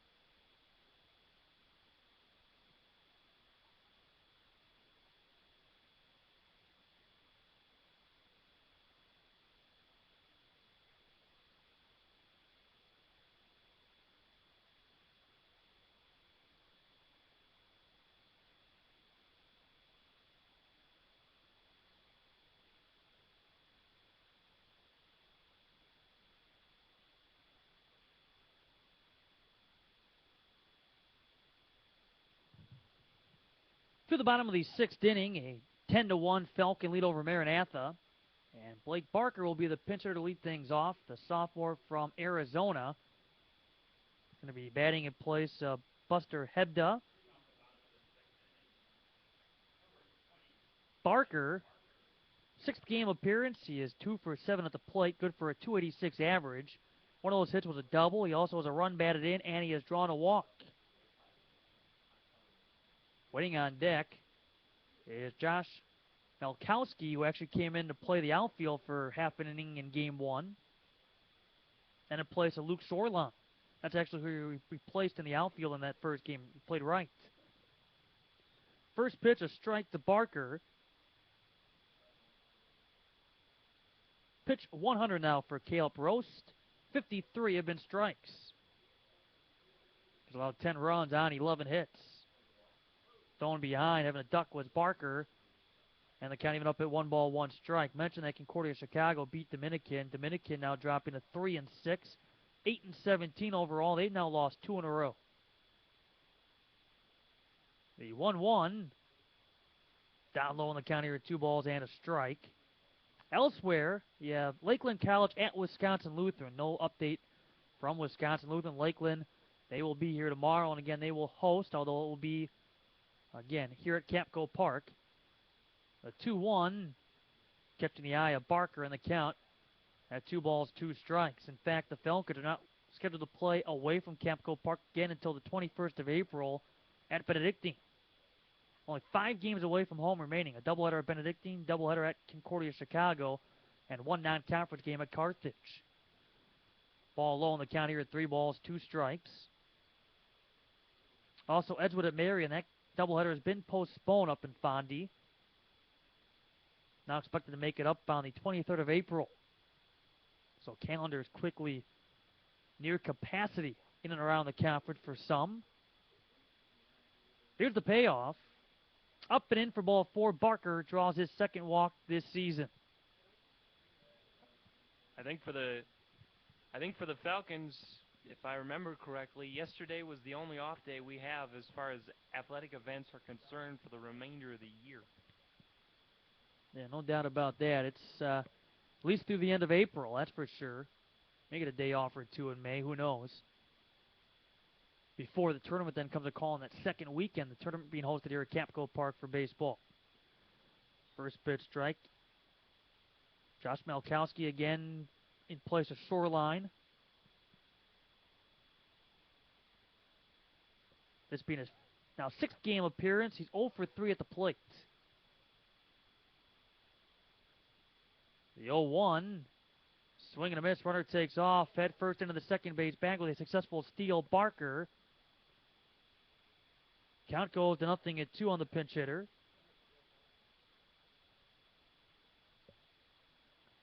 And waiting on deck is Brock Bateman.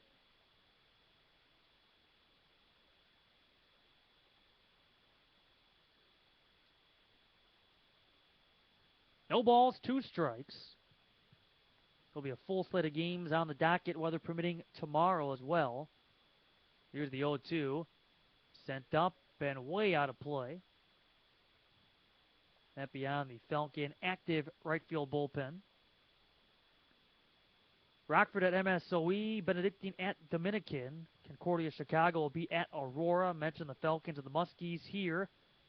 And then Wisconsin Lutheran slated to play in Verona against Edgewood. The 0-2. And a swing and a miss coming in on Malkowski, a strikeout victim, and there's 1 down. That brings up Brock Bateman. But you have the 1-2 tandem pitching. Slated to pitch against the Muskies tomorrow. The sweep team, as they call it. Andrew Miller and... As Bateman a bouncer to third, Ordway will throw a cross. Runner takes off from second, and the catch made over at first by Funkhauser, but to third base goes Barker. 2 down for Jimmy Dodens. Looking at his 2 RBI total in this game, 3 on the day, and again he came in with 1 all season prior to this Saturday afternoon. I was going to say second member of that sweep team, as they've called themselves, Austin Baglow and Andrew Miller will get the ball tomorrow afternoon, of course, weather permitting, against the Muskies.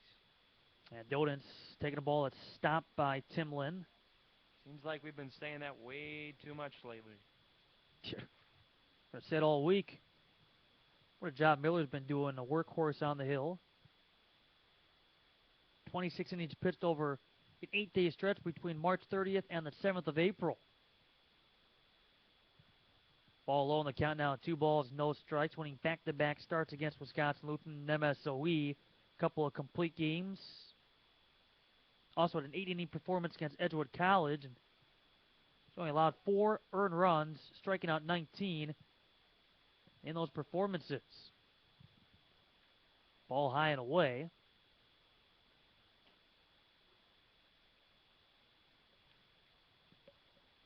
3-0 the count to Dodens. Book waiting on deck. 90 feet away is Barker. 10-1 Falcons in game 2. And strike 1 delivered to Dodens. The Falcons score 1 more. You put the pressure on Maranatha to have to score. Keep this game moving. 10-run rule now starting to take to effect as we move to the later stages. The 3-1 hit. Well, let's see. It came up and in, but Dodens given first base. That pitch just missed him as he draws the walk. Looked like it came up and in and almost got him, but and home plate umpire Steve Liddell never pointed to say hit by pitch, take your base. He just simply took a ball up and in for ball 4. So runners at the corner with 2 down. Taylor Book, the batter. He's 2 for 2. How about make it 3 for 3? Runner goes from first. Throw is short. Taking second base is Jimmy Dodens. It was a tough throw for Timlin. It was well short of second base.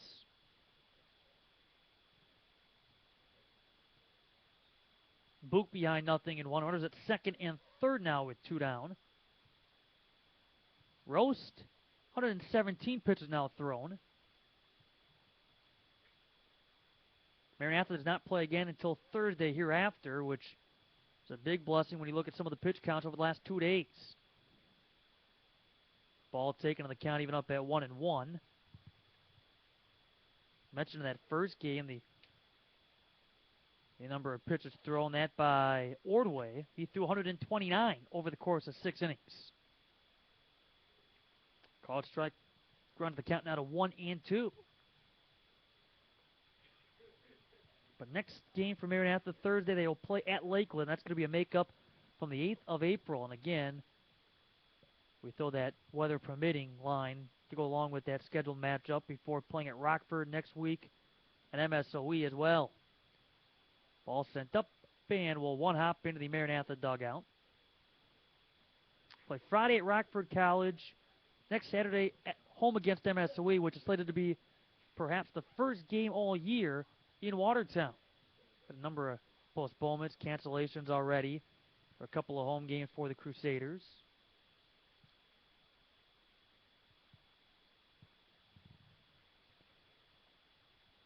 The 1-2. Book slowly hit up the first base line, but bouncing foul. We'll do it again. Top of the order waiting on deck. We were in the bottom of the 6th inning. Falcons scoring 6 in the first, sending 12 to the plate. 6 runs on 5 hits, 1 error, leaving the bases loaded. Added 1 in the 3rd, 1 in the 4th, and 2 in the 5th. Maranatha scored 1 in the 4th to end a streak of 18 consecutive innings without a run scored.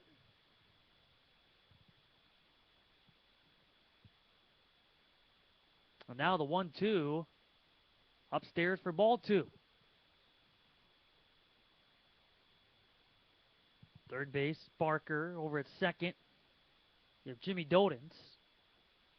He's found a way on base 3 times in 4 plate appearances today.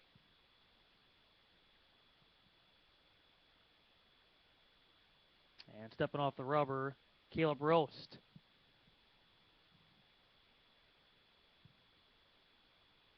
Staying put in the batter's box, Taylor Book. 2-0 the count. 2-0 2 balls, 2 strikes, 2 on with 2 out. And a ball way outside runs the count full. And besides tomorrow, team also here Monday. You got the Finlandia University Lions in non-conference play as they make a trip here to Southeast Wisconsin. Will play a couple of days against a couple of NAC opponents. 3-2. Missed low for ball 4, and the bases are loaded. That's 3 walks issued by Roast in the inning, back-to-back now. Back to the top of the order in Daniel Miller, who has an RBI in the game, is 2 for 4 officially with a run scored.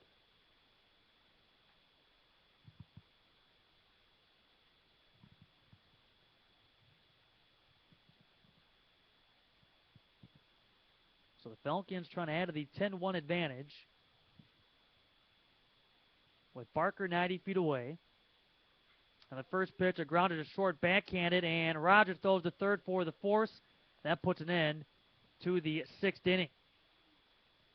Well, we go to the 7th, 10-1. Falcons in front.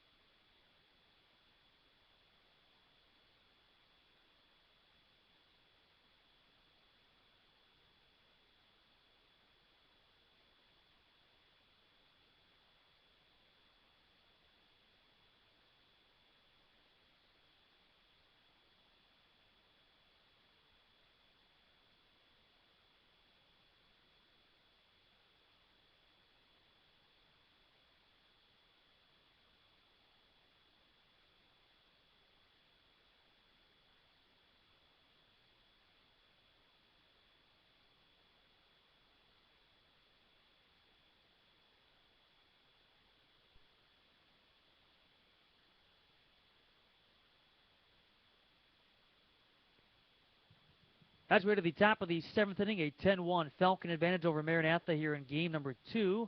A couple of defensive changes. See Taylor Davenport come into play left field. Josh Melkowski stays into play right field. And now pitching is Ty Wester, the junior right-hander out of Germantown. So he will go to work. He will face the 3, 4, and 5 hitters in the Crusaders lineup. And for the play-by-play of inning number 7, once again, we turn the mic over to Kevin Winter. Thank you very much, Matt. And Ty Wester will face Tim Schelp, the right fielder. And the right-hander's first delivery is inside, almost hit him.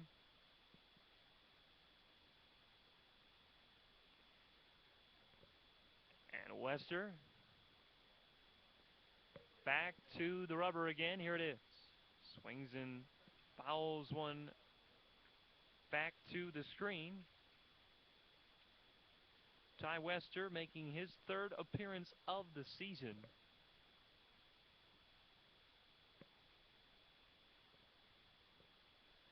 1-1 pitch. Swung on, lifted foul out of play. Right field side. Giving chase was Josh Melkowski, the new right fielder.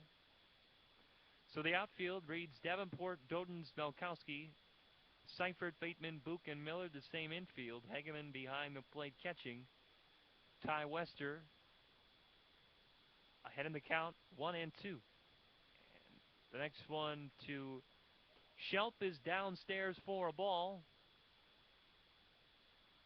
Schelp 0 for 2 with a strikeout today.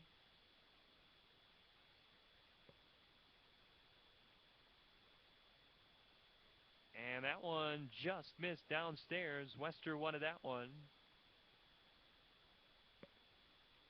Count full up now, 3-2. Falcons lead this one 10-1 here in the top of the 7th inning. Swing and a bouncer. Shortstop. Bateman fields on 2-hop. Throw, and Miller makes the play. That throw pulled Miller off the bag, but somehow able to keep his back foot on that bag as he made a roll. And he hangs on for the out as Bateman shuffled his feet. Couple of pumps, fired low. Miller hangs on for the 6-3 out.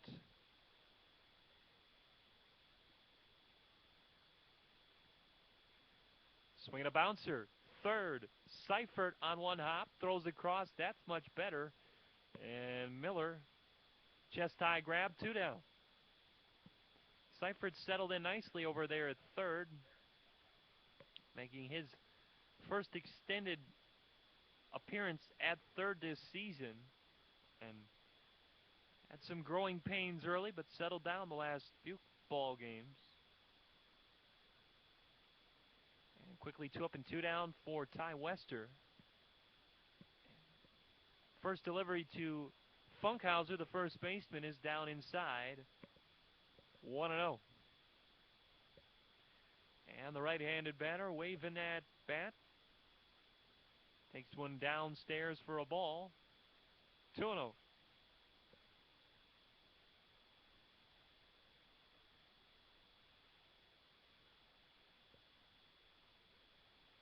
Here's Wester's delivery, and that came upstairs and hit Funkhauser just below the shoulder area.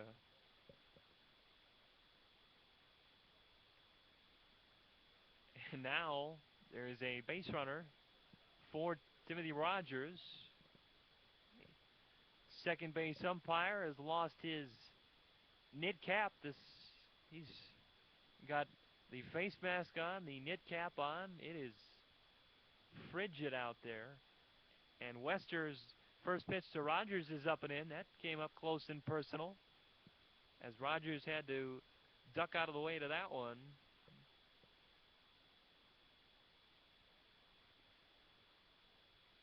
Here's the 1-0. Swinging a fly ball, left field, Davenport right there, and he's got it. Inning over. So, Funkhauser left at first. Ty Wester retires Maranatha in the 7th. After 6.5, we stretch. It's 10-1 Falcons.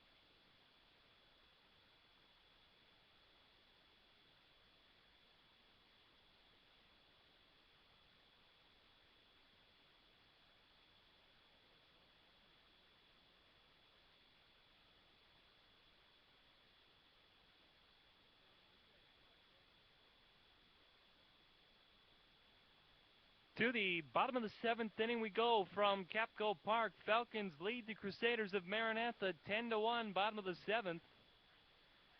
Falcons have banged out 11 hits here in game 1. Brandon Seifert, the batter. And do note that Maranatha has yet to play a ball game that went longer than 7 innings. Falcons need to pick up one more to keep that streak alive, and Seifert takes one off the outside corner for a strike. And Caleb Roast has been out there for the entirety. Pitch number 127 is downstairs for a ball. So both starting pitchers, even yesterday and today, it's take one for the team kind of outings. As Roast Leaves one off the outside corner. It's 2-1 to Brandon Seifert. Seifert with a pair of RBIs, 1 for 3 today. He takes one off the outside corner for a ball. It's 3-1. It'll be Seifert, Hegeman, and Davenport for the Falcons here in the 7th. And Seifert swings and fouls one back to the right field side and out of play. A athletic champions banquet going on later this evening. It's going on right now, in fact. It's going on tomorrow, excuse me. Stand corrected over at the Environmental Center. And Seifert lines one fair down the left field line under the glove of Funkhauser for a base hit. A large contingent of automobiles has gathered down that right field side. But none have been hit, to my knowledge anyways. Yet this here in game 2, Kyle Hegeman, the catcher, with a runner at first in Seifert. He takes one off the outside corner for a ball. Hegeman, good day, 2 for 4 with a double. Couple of RBIs. Taking over the catching duties for Bo Berger here in game 2. Throw back to first, Seifert in with a dive.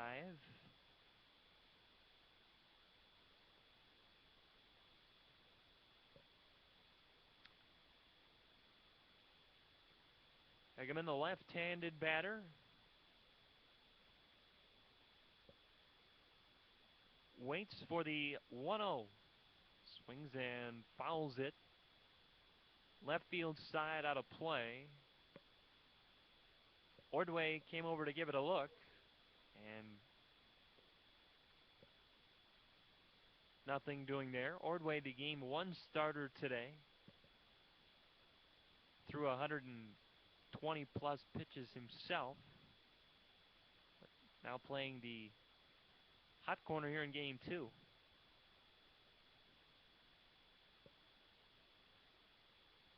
Pitch to Hegeman, swung on, flared to right. That is caught, and Tim Shelp made the nice play. Had to come into that to go get that baseball, and Seifert able to scamper back.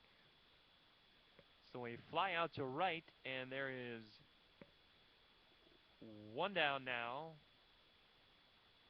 And that will bring to the plate the new left fielder, Taylor Davenport. Davenport, .316 hitter. A right-handed batter waiting with a runner going. Pitches a strike. Throw down to second. Not in time. Seifert steals the bag. And the Falcons have the game-ending run in scoring position with one down. Again, if the Falcons add another, the lead would grow to 10. It's 10-1 right now. Here in the 7th, that one's off the outside corner for a ball. Count even up now, 1-1 to Davenport.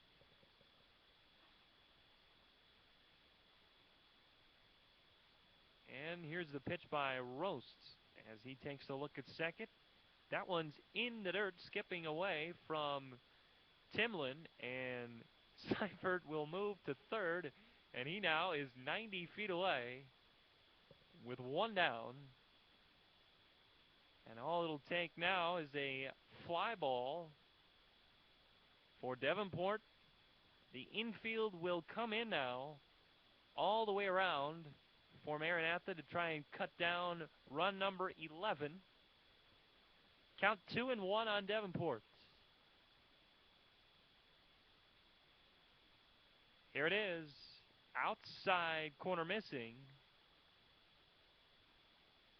Count 3-1. Good hitters count here for Davenport. An opportunity to send the Falcons home happy again.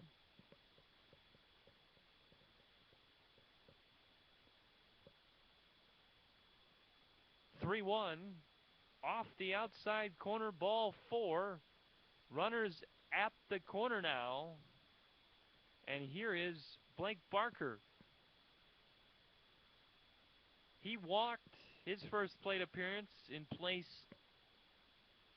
Actually, no, now the designated hitter is not in play.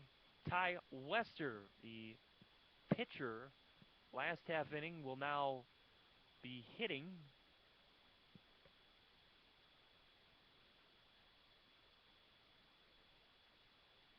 And the right-handed batter swings, chopper out in front of the mound. Here comes the throw to first. Run scores, and the game is over. So, Wester hits a slow roller fielded by Roast. He decides to throw to first, could not cut down the run, and the Falcons have taken Game 2 on a walk-off groundout by Ty Wester. The final line score here in Game 2 for the Falcons, 11 runs on 12 hits, 1 error, and 9 left. For Maranatha, 1 run on 4 hits, 1 error, and 2 left. And Matt, as we close out this doubleheader, any final thoughts this afternoon? Well, again, the Falcons finding ways to hit that baseball. I don't care who the opposition is. You know, again, the Falcons able to put up in that first game 16 runs on 12 hits, 11 runs on 12 hits here in this second game. But then also, how about the pitching? You know, you get a great pitching performance by Michael Winter. Same thing for Tyler Adams, both registering their first career collegiate victories here in games 1 and 2 respectively. And again, if nothing else, building more and more confidence as you go forward as this team continuing to take steps the right direction as they find themselves now at 7-12 overall. They now sit at 7-3 in league play, going into another important doubleheader here against Lakeland College tomorrow, beginning at 1 o'clock with Lakeland as the home team. And don't forget, a doubleheader taking place here on Monday against Finlandia. That will be the next game broadcast via the Concordia Sports Network.